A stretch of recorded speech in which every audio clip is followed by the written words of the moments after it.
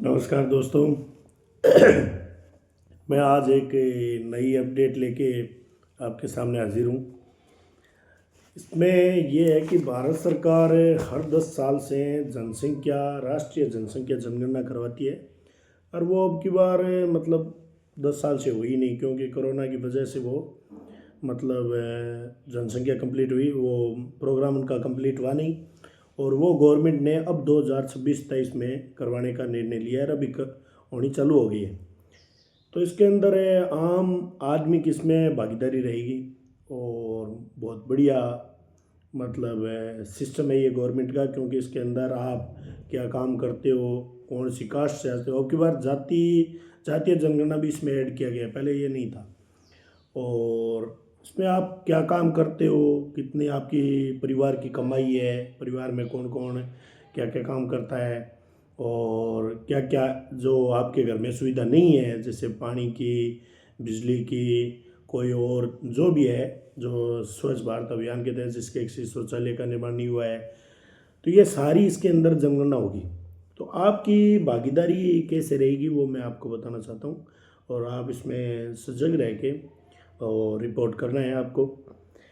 तो ये राष्ट्रीय जनगणना जनसंख्या जनगणना है, इसके अंदर आपकी भागीदारी ऐसे है कि आपके घर पे भारत सरकार का कर्मचारी आएगा, और एक बार नहीं 2 बार आएगा। और वो आपसे पूछेगा कि आपके बच्चे कितने हैं, कितने पढ़े लिखे हैं, और क्या क्या रोज़गार करते हैं, कितनी उनकी कमाई है, आपके घर पे क्या क्या सुविधा है, कितने पशु है।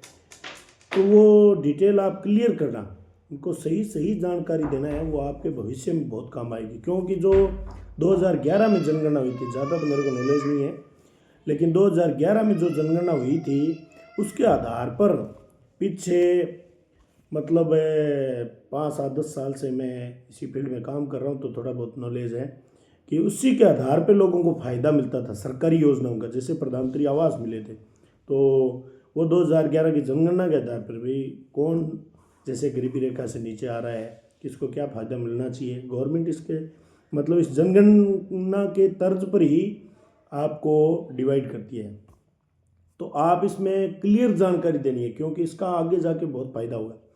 जैसे आपके बच्चे कितने कितने कक्षा में पढ़ रहे हैं, कोई सरकारी नौकरी कर रहा है कि नहीं कर रहा, आपका रोज़गार क्या है, आपके घर पे कौन सी सुविधा नहीं है, पानी की सुविधा नहीं है, बिजली की नहीं है, घर पे टीवी है कि नहीं है, फ्रिज है कि नहीं है, ये सब सवाल करेंगे, वो सब आपसे पूछेंगे। तो आप उनको क्लियर जानकारी देना है, सही सही नाम बताना है, सब डाटा क्लियर देना है। तो ये मतलब बहुत बड़ी जनसंख्या जनगणना है। इसके अंदर आप क्लियर बताओगे तो गवर्नमेंट के पास डाटा जाता है, और गवर्नमेंट इस पर बहुत ज़्यादा मतलब ध्यान देती है। तो आपको सही सही चीज़ें समझाना है, और इसका आपको बहुत फ़ायदा होगा। और अभी मतलब 1/4/26 से ये एक्टिव हो गई है, चालू हो गई, मतलब प्रोसेस इसकी जनगणना होगी। और ये अब की बार मतलब ऑनलाइन होगी। जैसे जो भी आएगा आपके घर पे चेक करने के लिए, तो वो लैपटॉप या मोबाइल से उससे करेंगे, जो डाटा हाथों हाथ रिकॉर्ड सेव हो जाएगा, क्योंकि उसमें कोई चेंज करने का, जैसे किसी को बदलने का कोई ऑप्शन नहीं रहेगा। तो आप थोड़ा गौर करके इस पर थोड़ा ध्यान दे के और ये सर्वे करवाना है, क्योंकि ये विशेष बात है। आपके घर घर पे कर्मचारी आएंगे, सब चीज़ आपसे क्लियर करेंगे, हवाबाजी बातें नहीं करनी है, उनको सही जानकारी देनी है। जो आपके साथ हो रहा है, जो आपकी दिनचर्या में हो रहा है, वही सारी, और जो आपके घर के सदस्य जो काम कर रहे हैं, कितनी इनकम हो रही है, कितना खर्चा हो रहा है, तो उस हिसाब से आपको जानकारी देनी है। और वो बहुत सारे सवाल करेंगे, गाड़ी के बारे में पूछेंगे, आप क्या खाते हो या कौन सा अनाज होता है, और क्या पीते हो, कौन सा कैसा पानी आ रहा है, पानी है कि नहीं है, आपके घर में कौन सी सुविधा नहीं है। और तो ये सारी क्लियर जानकारी देनी है कि बच्चे कितनी कितनी कक्षा पढ़ रहे हैं, सब बातें क्लियर करनी है।